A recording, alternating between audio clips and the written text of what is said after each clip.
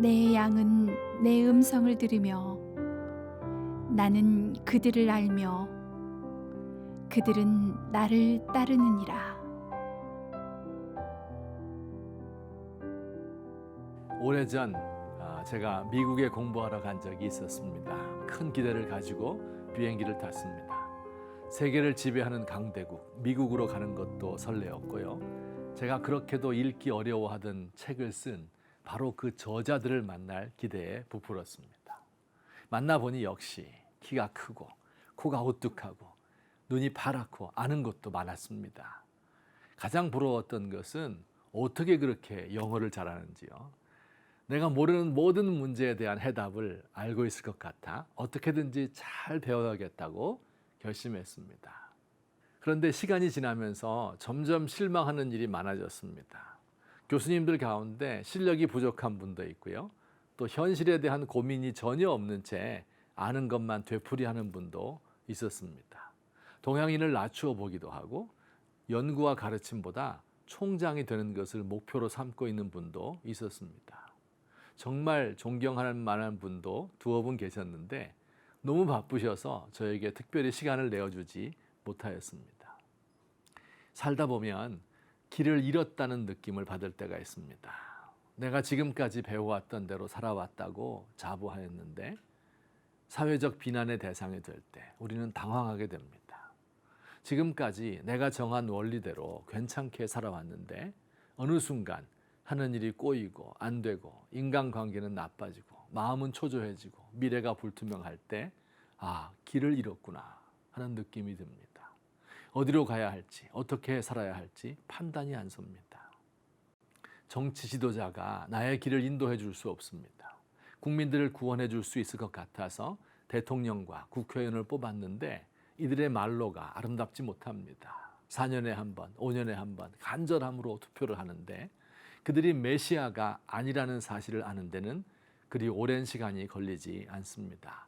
매번 속으면서도 또다시 메시아 같은 지도자를 기대하는 것은 아마 달리 믿을 곳이 없기 때문이 아닌가 생각됩니다.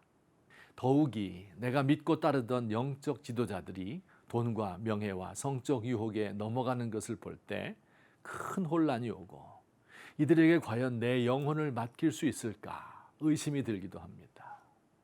문득 엄마 아빠의 손을 잡고 걸어가던 때가 그리워집니다. 선생님 말이라면 무조건 따르던 그때가 정말 좋았던 시절입니다.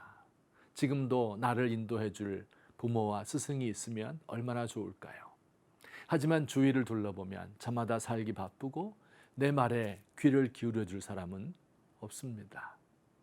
우리 예수님께서 말씀하십니다. 내 양은 내 음성을 들으며 나는 그들을 알며 그들은 나를 따르느니라. 우리 주님이 친히 우리의 인도자가 되신다는 말씀입니다.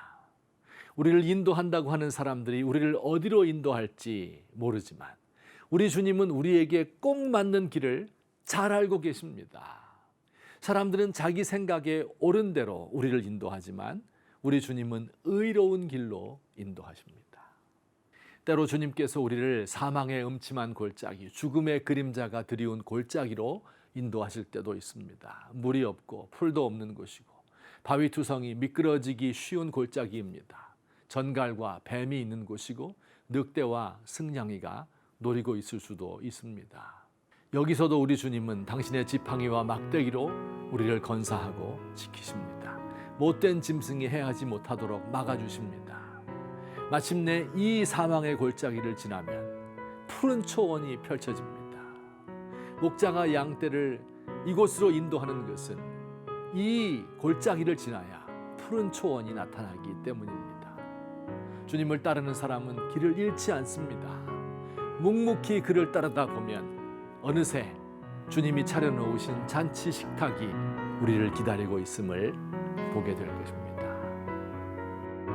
주님, 저는 지금 사망의 음침한 골짜기를 지나고 있습니다. 풀도 없고 물도 없고 갈증이 나서 죽을 지경입니다. 미래를 기약할 수 없고 나를 사랑하거나 도와주는 사람은 없고 나를 둘러싼 환경은 나를 압박하기만 합니다.